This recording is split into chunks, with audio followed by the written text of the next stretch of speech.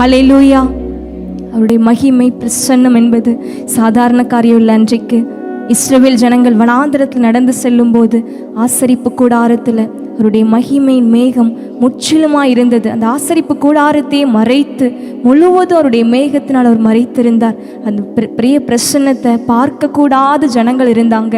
அவர் பக்கத்திலே செல்ல முடியாத அளவுக்கு அவ்வளோ பிரகாசமாய் அவ்வளோ அதிகமாய் அவருடைய மகிமை அந்த ஆசரிப்பு கூடாரத்தில் இருந்தது. இன்றைக்கும் அவருடைய ஆசரிப்பு கூடாரமாக உங்களை, நம்முடைய சரீரத்தை அவர் தங்குகிற ஆலயமாய் வைத்திருக்கிறார். அவருடைய பிரசன்னம் நம்மை நிரப்பும் போது, அவருடைய பிரசன்னம் நம்மை ஆளுகை செய்யும் போது அவருடைய மகிமை வித்தியாசமாயிருக்கும். நம்முடைய முகங்கள் பிரகாசமாயிருக்கும். அந்த விசுவாசத்தோடு கூட இந்த நேரத்தில் நம்ம ஆண்டவரை சந்தோஷமாக பாடி துதிக்க போகிறோம்.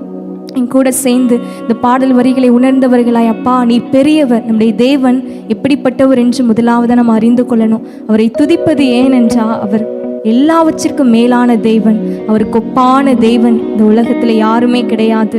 அவருடைய மகிமைக்கு நிகரான தெய்வம் யாருமே கிடையாது.